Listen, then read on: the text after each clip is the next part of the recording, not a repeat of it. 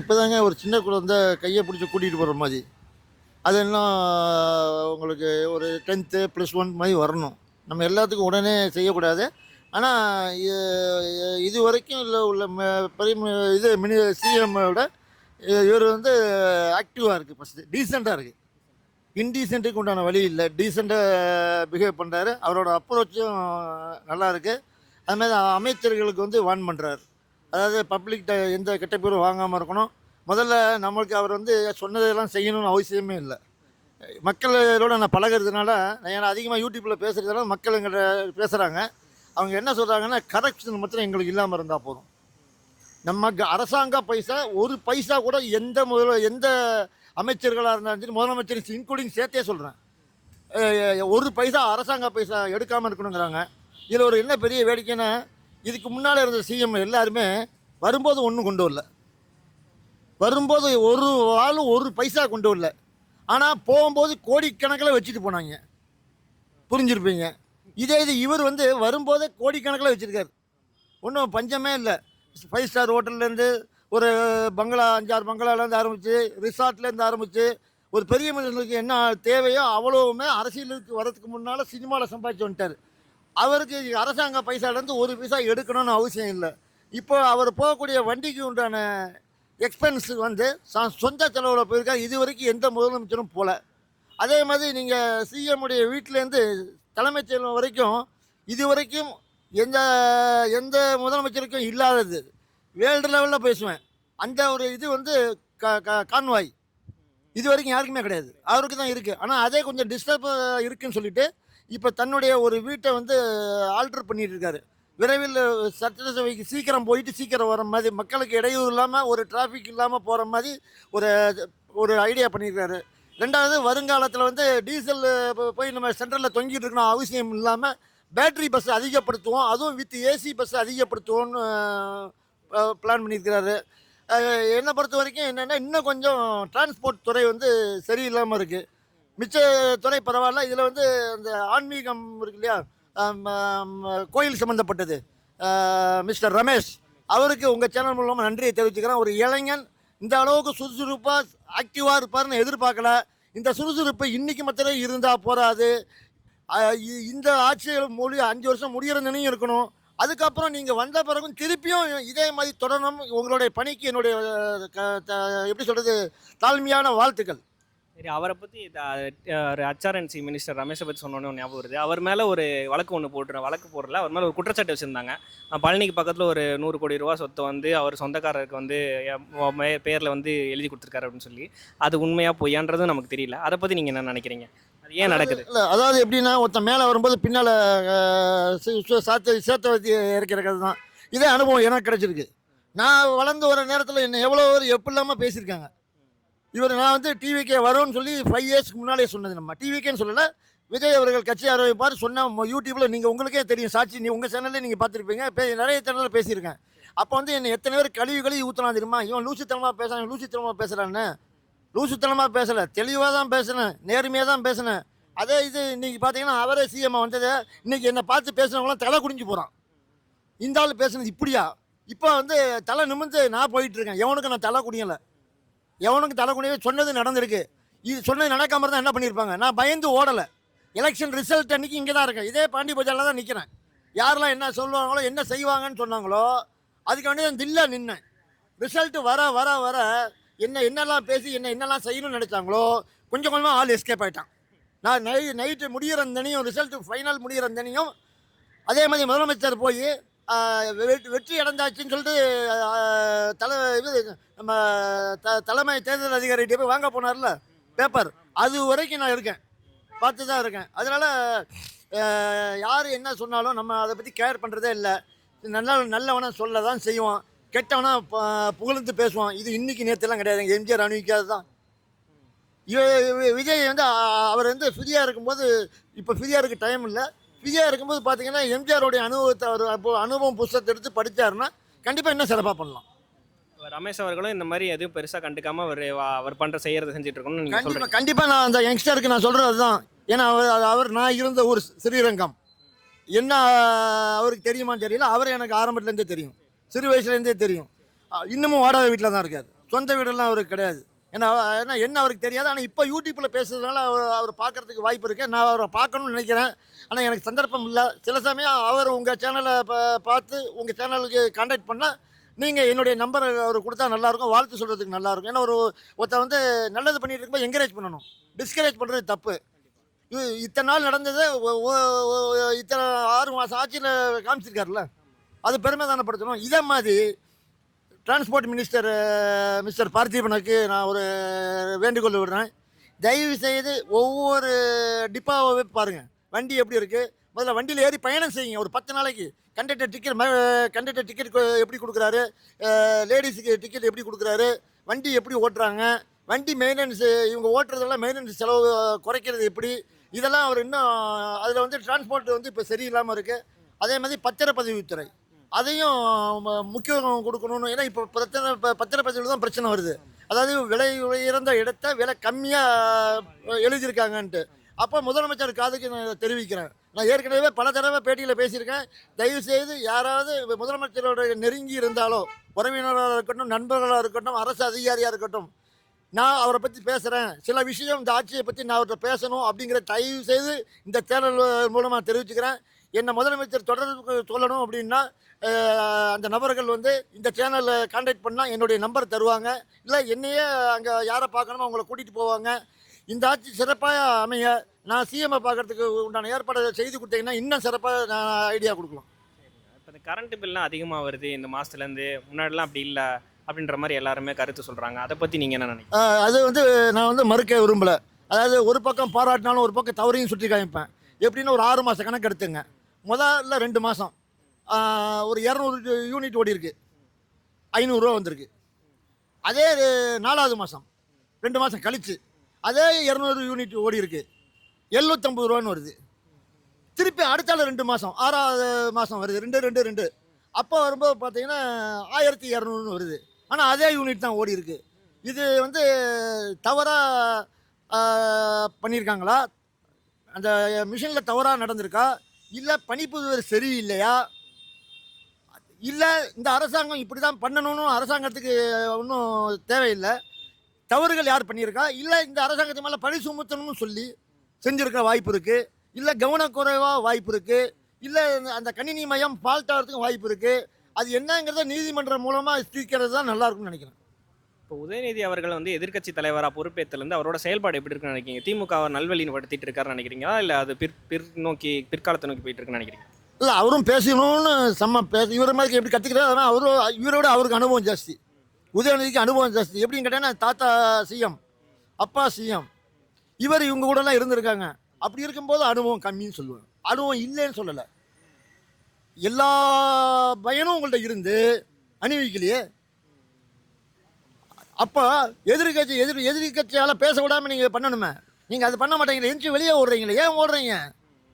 Face பண்ணுங்க. முதல்ல கஷ்டமாக தான் இருக்கும், தடுமாற தான் செய்யும். அதை பேஸ் பண்ணாமே அரசியலுக்கு வரீங்க. அப்புறம் திடீர்னு நீங்கள் இந்த ட்ரிப்பு நீங்கள் சிஎம்மாக இருந்தால் என்ன பண்ணியிருப்பீங்க? அதனால் இவர் வந்து இன்னும் அனுபவப்படணும். சட்டசபையில் உட்காரணும், உட்காந்து பேசணும். எதாக இருந்தாலும் நல்லதோ கெட்டதோ நீங்கள் வந்து உங்கள் 2 பேருக்கு சண்டை போட வரல, புரிஞ்சுங்களா? சிஎம்முக்கும் உதயநிதியும் சண்டை போடுறதுக்கு நீங்கள் சட்டசபைக்கு போகல. மக்களுக்கு நல்லது செய்யணும்னா உங்களை நாங்கள் தேர்ந்தெடுத்தோம். போன ஆட்சி வேண்டாம் அந்த ஆட்சின்னு சொல்லிட்டு திருப்பியும் அதை நீங்கள் சண்டை போட்டுட்டு இருந்தால் எங்களுக்கு என்ன பயன்? மக்களுக்கு என்ன பயன் எங்களுக்கு? அதனால் அடுத்த திருப்பி நம்ம ஆட்சிக்கு வரணும், நம்ம நல்ல பேராக கொண்டு வரணும்னு உதயநிதி நினச்சா சட்டசபையில் எதிர்கட்சி பேசுகிறத விடணும். நீங்களும் பேசுங்க, வேணான்னு சொல்லலை. அதுக்காண்டி நான் 3 நாள் சட்டசபைக்கு வரமாட்டேன், 4 நாள் வரமாட்டேன், இதெல்லாம் வந்து 2வது முதலமைச்சரையோ அமைச்சர்களையோ தவறாக பேசுறது முதல்ல நிறுத்துங்க. போன ஆட்சியில் நீங்கள் இப்படி தான் வெற்றி கொண்டான் இனிமேல் ஆட்களை வெளியில் மக்கள்கிட்ட பேச வச்சு ஓட்டு கிடச்சிட்டு நீங்கள் கடைசியில் உங்களுக்கு 0 வந்து விழுந்துது. இந்த ட்ரிப்பு அமைச்சர்கள் எல்லாருமே பேச்சை ஜாக்கிரதையாக பேசுங்க. 2 கட்சியிலையும் சொல்கிறேன், டிஎம்கேயும் சொல்கிறேன், ஏடிஎம்கேயும் சொல்கிறேன். 2 பேரும் மக்களுக்கு சேவை செய்ய வந்திருக்கீங்க, மக்களுக்கு உண்டான வேலையை தான் செய்ய வந்திருக்கீங்க. நீங்கள் ஒரு வேலைக்காரன். எங்களை பொறுத்த வரைக்கும் வேலை செய்ய நீங்கள் ஒரு வேலைக்காரன். சிஎம்மும் அப்படி தான் வேலைக்காரர் தான். இதில் வந்து அவர் முதலாளின்னு சொல்ல விரும்பலை நான். அப்போ மக்களுக்கு என்ன செய்யணும், திட்டத்தை என்ன செய்யணும், உங்கள் 2 பேரில் காம்படிஷன் வைங்க. யார் செய்கிறது, யார் மேலே குறை சொல்கிறது, கரெக்டாக சொல்லுங்கள். குறை செய்கிறது கரெக்டாக செய்யட்டும். அப்போ எங்களுக்கு மக்களுக்கு பலன் கிடைக்கும். அப்போ தான் அடுத்த 5 வருஷத்தில் யாருக்கு ஓட்டு போடணும்னு முடிவு பண்ணுவேன். இப்போ சட்டசபையில் வந்து சிஎம் விஜய் அவர்கள் வரும்போது எல்லாரும் எழுந்து நிற்கிறத பார்க்க முடியுது. ஆனால் உதயநிதி அவர்கள் மட்டும் அங்கே உட்காந்தே இருக்கிறாரு. இது வந்து ஒரு தவறான செயல்பாடுன்னு நினைக்கிறீங்களா? இல்லை இது பரவாயில்ல, அவரோட தனிப்பட்ட விருப்பம்னு நினைக்கிறீங்க? அதாவது சில பழக்க வழக்கங்கள் வந்து அம்மா அப்பாட்டேருந்து வரணும், சில ஃபேமிலியில் வரும். இப்போ எங்கள் வீட்டில் எடுத்தீங்கன்னா யாரையுமே மரியாதை குறைவாக பேச மாட்டாங்க. சின்னவங்களாக இருந்தாலும் வாங்க, பெரியவர்களாலும் வாங்க. ரமேஷ் வாங்க, சின்ன பையனாக இருப்பான். பெரியவராக இருந்தால் சுப்பிரமணி வாங்க, இப்படி பேசி பழக்கம். ரெண்டாவது, பெரியவங்க வீட்டுக்குள்ளே நுழைஞ்சாலே காலில் நமஸ்காரம் பண்ணுறது தான் எங்களுக்கு வேலை. கண்டிப்பாக வீட்டுக்கு வெளியே போகும்போது நமஸ்காரம் பண்ணக்கூடாது, அது இறந்த வீட்டில் செய்கிற மாதிரி. அதனால் வீட்டுக்கு எந்த கெஸ்ட்டு எங்களோட 1 வயசு 2 வயசு திருது வந்தாலும் நம்ம காலில் விழுறது சகஜம். அவங்க வந்து தெய்வ நம்பிக்கை இல்லாதவங்க, இந்த மாதிரி விஷயம்லாம் உங்களுக்கு தெரிய வாய்ப்பு இல்லை. இப்போ என் பேச்சை கேட்டாவது உதயநிதி வந்து அந்த மரபை செய்யணும். ஒரு முதலமைச்சர் சாதாரண மனுஷன் கிடையாது. என்ன என்ன செய்ய போகிறீங்க? ஒரு எந்திரிச்சு வணக்கம் சொல்ல போகிறீங்க, தமிழ் நாகரிகமியா? அப்போ அவருக்கு இந்த சென்சிட்டிவ் கூட தெரியலன்னா பின்ன எப்படி அவர் பின்னால் செய்வோம் எனக்கு தெரியல. இப்போ விஜயை தொடர்ந்து எல்லாருமே நடிச்சிட்டு நான் வந்து நம்ம கட்சி ஆரம்பிச்சோம் அப்படின்னா சிஎம் ஆயிலாம் நினச்சி வராங்க. இப்போ தனுஷ் அவர்கள் அந்த வரிசையில் வந்து கட்சி ஆரம்பிக்கிற மாதிரி வந்து நற்பணி மன்றங்கள்லாம் வந்து துவக்கிட்டு இருக்காரு. அதை பற்றி என்ன நினைக்கிறீங்க? தனுஷ் வந்தால் வரவேற்கத்தக்கதா, அவர் ஜெயிப்பார் நினைக்கிறேன். 22 வருஷம் 25 வருஷத்துக்கு முன்னால் விஜய் நற்பணி மன்றம் நடத்தியது. ஏன்னா அப்போலேருந்து எனக்கு பரிச்சயம் உண்டு. ரஜினிகாந்தோட அவருடைய நற்பணி மன்றத்தில் இருந்தேன். அப்புறம் அவருடைய செயல்பாடுகள் வேறு மாதிரியாகவும் இவரை ரொம்ப பிடிச்சிருந்து. இவர் ஆக்டிவ் என்னென்னா, இவரை ஃபஸ்ட்டு இது ஒரு மூஞ்சியா, ஒரு டப்பா மூஞ்சின்னு சொன்னாங்க. எனக்கு அப்போவே சுருக்குன்னுது. என்னடா ஒரு பையனுடைய குறையை போய் இப்படி சொல்கிறாங்களே. அப்போ நான் நினச்சேன், தெய்வமே இவனுக்கு ஏதாவது ஒரு வழி பண்ணி கொடு அப்படின்னு ஃபீல் பண்ணும்போது தான் இவர் ஒவ்வொரு ஸ்டெப்பாக மேலே வந்தார். என்ன மாதிரி நிறைய பேர் இருக்காங்க. இப்போ நீங்கள் எடுத்துக்கிட்டிங்கன்னா, விஜய் நற்பணி மன்றம் ஆரம்பித்து இத்தனை வருஷம் ஆகி என்னெல்லாம் செஞ்சுருக்கான்னு யாருக்காவது தெரியுமா? சரி, நற்பணி மன்றம் அவர் செய்யலை, அவருடைய தொண்டர்கள் ஒவ்வொரு இருக்கிற மாவட்ட செயலாளர் இருக்கார் இல்லையா? இப்போ நீங்கள் எடுத்தீங்கன்னா கோயம்புத்தூர், சேலம், அதே மாதிரி ஒவ்வொரு கோயம்புத்தூர் எல்லாம் இந்த திருநெல்வேலி, அப்படி ஒவ்வொரு மாவட்ட செயலாளர்களும் குழந்தைகள், அதாவது விஜய் பிறந்த நாள் ஆனால் மாத்திரம் அல்ல, மழை வெள்ளத்தால் பாதிக்கப்படும் போதும் சரி, அதிக வெயில் அடிக்கும் போதும் சரி, அதே மாதிரி சிறு குழந்தைகளுக்கு புஸ்தகம் வழங்குவதும் சரி, படிப்பு செலவுகளும் சரி, ஒரு ஏழை எளிய குடும்பத்துக்கு என்ன உதவி அவங்களால செய்ய முடியுமோ 22 வருஷம் 23 வருஷமாக செஞ்சுருக்காங்க. இதில் சிறப்பாக செஞ்சது யாருன்னு கேட்டிங்கன்னா கோயம்புத்தூர் மாவட்டம். அதே மாதிரி எடுத்துக்கிட்டிங்கன்னா சேலம், கரூர், அப்படி ஒவ்வொரு டிஸ்ட்ரிக்ட்லையும் எடுத்துக்கிட்டிங்கன்னா இப்போ யார் முதலமைச்சர் பக்கத்தில் நெருங்க இருக்காங்க பார்த்தீங்கன்னா, அவர் கூட நற்பணி மன்றத்தில் சிறப்பாக பயில அனைத்து உங்களுக்கும் போஸ்டிங் கொடுத்தது. இப்போ கொடுத்த போஸ்டிங் எல்லாமே அவங்க அன்னைக்கு இவருக்கு விசேஷமாக ஒவ்வொரு, அதாவது எப்படின்னு கேட்டிங்கன்னா, விஜயை பார்க்குறதுக்கு ஒவ்வொரு ரசிகர் மன்றவர்களும் 2 மாதத்துக்கு ஒரு ட்ரிப் அவர் போய் மீட் பண்ணுறாங்க. விஜய் வீட்டில் உட்காந்து சாப்பிட்றாங்க எல்லாருமே. எல்லா மாவட்ட செயலாளர்களும் விஜய் வீட்டில் உட்காந்து சாப்பிட்றாங்க. அதே மாதிரி அடுத்த நாள் வந்து புஷி ஆனந்த் வீட்டுக்கு போகிறாங்க. புஷி ஆனந்தில் போய் கலந்து பேசி அவங்க வீட்லேயும் ஒரு விருந்து சாப்பிட்டு வராங்க. இப்படி இது இன்றைக்கி நேற்று இல்லை, நான் சொல்கிறது 22 வருஷமாக மாதத்துக்கு 2 நாள் அவங்க போய் பார்த்துட்டு வராங்க. அதனால தான் அவங்களுக்கு அமைச்சர் பதவி கொடுத்தார். இப்போ கொடுத்த அமைச்சர் எல்லாமே அவர் கூட இருந்தவங்க. அவங்க வீட்டுக்கு போய் சாப்பிட்டு இந்த மாதிரி நாங்கள் செஞ்சுருக்கோம், இந்த நலத்திட்டங்கள்லாம் செஞ்சுருக்கோம்னு சொல்லி அவ்வளோ கஷ்டப்பட்டு வந்ததுனால தான் இன்றைக்கி அவங்களுக்கு அமைச்சர் பதவி. இப்போ நீங்கள் இனிமே தான் ஒருத்தர் நற்பணி மன்றம் ஆரம்பிக்க போகிறார். இப்போ தான் இடம் வாங்கியிருக்காரு, வயல் வாங்கியிருக்காரு. இன்னும் வயலை உழணும், விதை போடணும், அப்புறம் தண்ணி ஊற்றணும், அப்புறம் நாற்று வரும், அப்புறம் தான் பயிர் வரும். இது கிட்டத்தட்ட அநேகமாக விஜயோடைய பையன் காலத்தில் வரும். ஆமாம், வாய்ப்பு இல்லை. ரெண்டாவது, ஒரு ட்ரிப்பு மக்கள் ஃபார்ம் பண்ணிட்டாங்கன்னா அது கரெக்டாக செட் ஆகிடுச்சுன்னா இது வந்து இன்றைக்கி அதே மாதிரி விஜய் வந்து இன்றைக்கி கட்சியை பற்றி பிளான் பண்ணான்னு நீங்கள் நினைக்கிறீங்க, தப்பு. அவர் வந்து இது 15 வருஷம் ப்ராஜெக்ட், இன்றைக்கி நேற்று இல்லை. உத்தேசமாக ஒரு கணக்கு போடுறேன் சொல்லுங்கள். அதாவது ஒரு கட்சியை ஆரம்பித்து 3 வருஷம் ஆகுது. 3 வருஷத்தில் மாநாடு, புரிஞ்சுட்டிங்களா? அப்புறம் மறியல் போராட்டம், அதுக்கப்புறம் கேரவனில் சுற்றுப்பயணம். இது வரைக்கும் இந்த கேரவன் வேர்ல்டு லெவலில் யார் எந்த முதலமைச்சருக்கும் எந்த கட்சி தலைவருக்கும், முதலமைச்சரில் அப்போ கட்சி தலைவர், அந்த கேரவனில் அவ்வளோ ஃபெசிலிட்டிஸ் யாரும் செய்யாது. அதே மாதிரி பிரச்சாரத்தில் ஒரு டிஃப்ரெண்ட்டான சாங்ஸ், விளம்பரம் ஒரு டிஃப்ரெண்ட்டு.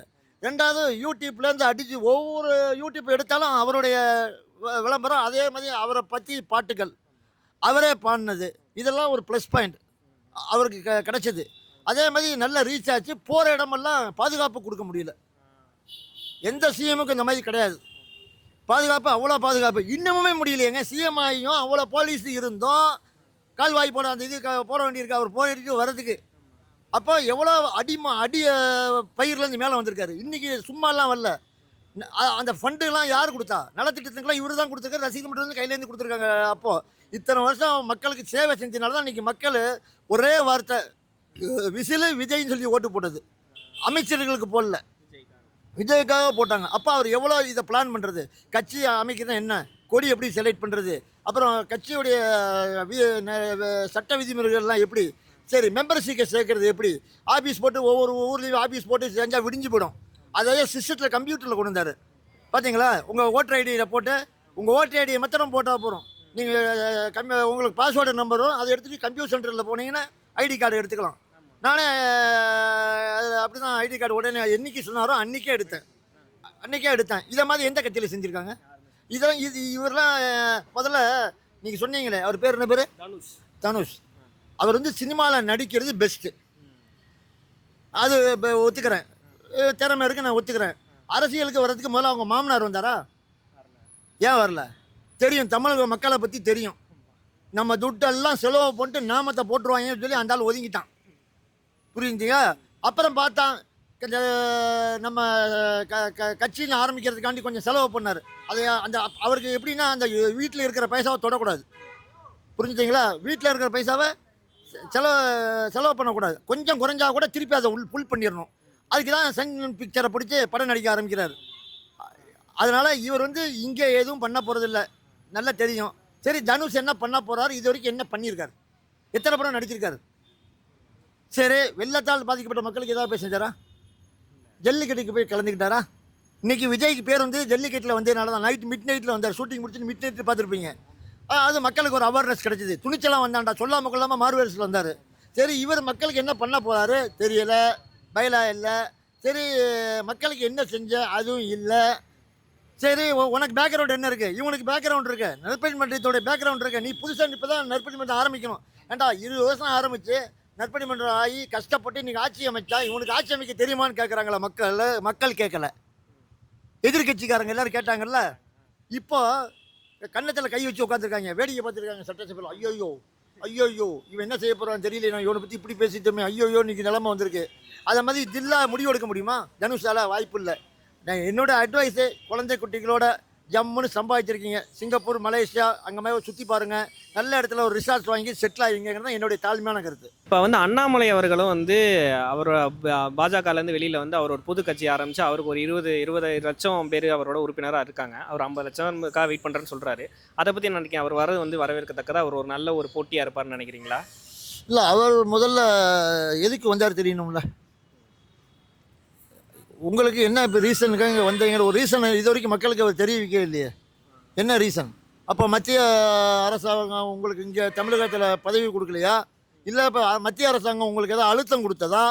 இல்லை மத்திய அரசாங்கத்தில் நீங்கள் ஏதாவது கையூட்டு வாங்கினீங்களா? சொல்லணுமே சார். சொல்லவே இல்லையே. இவர் அதை பற்றி பேச மாட்டேங்கிறாரு. ரெண்டாவது, இவர் என்ன பண்ணியிருக்கணும், பிஜேபியில் இருக்கும்போது தமிழகத்தில் நல்ல நேம் இருக்கும்போது தூக்கி உதறிட்டு வந்துருக்கணும். அன்றைக்கி அண்ணாமலைக்கு சுற்றுப்பயணம்லாம் போனார் பார்த்தீங்களா, அந்த நேரத்தில் இதுதான் சாக்குன்னு சொல்லிட்டு டெல்லியை பிடிக்கிட்டு நேரம் தமிழ்நாடுக்கு வந்துட்டு விஜய் அப்போ வந்திருக்க வாய்ப்பு இல்லை. அதாவது இப்போ விஜய் ஜெயிச்சதே விஜய்க்கு இந்த நம்பிக்கை இல்லை, ஆட்சியர் கனவுல ஓடிட்டு இருக்காரு.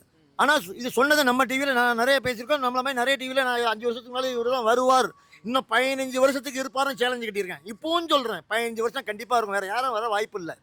வேணா எதிர்கட்சியாக நின்று குலைச்சிட்டு போகலாம், கத்திட்டு போகலாம், அவ்வளோதான். வேறு குலைச்சிட்டு போகலாம்னா தவறாக பேசுறது, கத்திட்டு போனான்னா உரிமையோடு பேசுறது, அதுதான் வித்தியாசம். இப்போ இனிமேல் அண்ணாமலைக்கு வர வாய்ப்பு நழுவி விட்டது.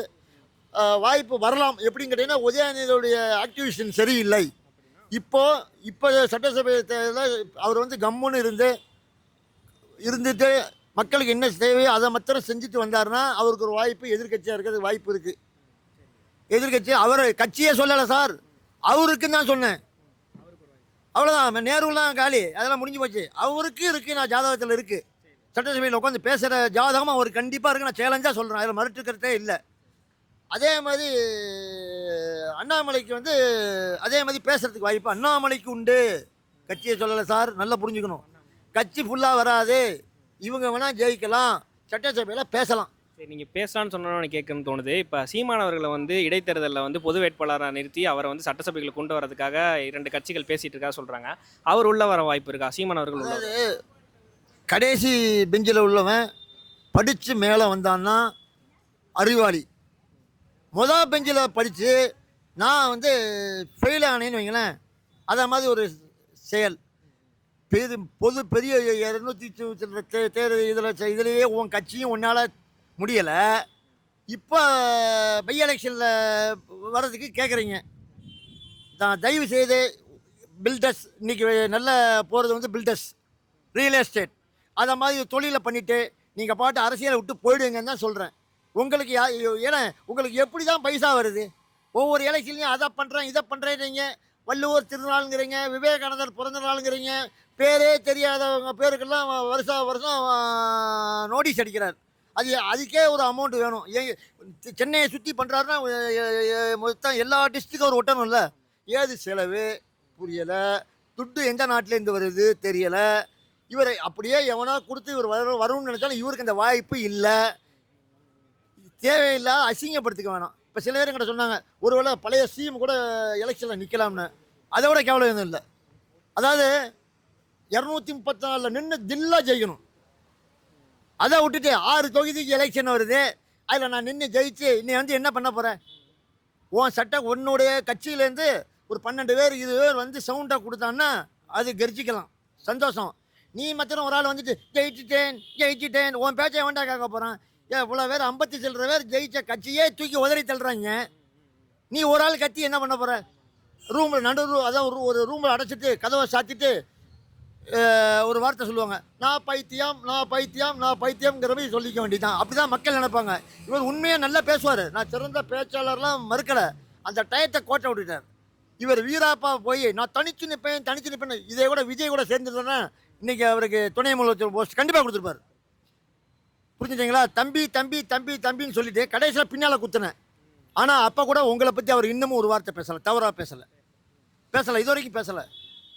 ஆனால் இவர் வந்து இதில் ஜெயிச்சு இவர் கத்தி தனி மரம் என்னைக்கு தோப்பாதுங்க. ஒரு 1000 மரம் இருந்தால் அதுக்கு பேர் தோப்பு, சிங்கிள் மரம் இருந்தால் அதுக்கு பேர் என்ன சொல்கிறது? அதனால் வேஸ்ட்டு. இவரானதுக்கு வருந்தான வாய்ப்பு இல்லை. யங்ஸ்டர் ஃபுல்லும் விஜய்க்கு தாவிட்டான். சின்ன குட்டீஸ் வருங்காலத்தில் ஓட்டு போடுற இப்போ இருக்கிற குட்டீஸும் விஜய்க்கு வந்துருச்சு. அடி வேறு ஸ்ட்ராங்காகிருச்சு. அங்கே வந்து மரம் ஆட்டம் கண்டு மரம் எப்படா விளையாண்டுருக்கு. அதனால் அவர் ஒரு ஆள் தான் அவங்க கட்சியை தாங்கி பிடிக்கணுமே தவிர வேறு யாரும் இல்லை. சரிங்க, ரொம்ப அருமையாக உங்கள் கருத்துக்கெல்லாம் பதிவிட்டீங்க. உங்களோட பேர் என்னங்க? என் பேர் நெல்லை கஜேந்திரன். நான் வந்து டிவிகேவுடைய தீவிர தொண்டன்.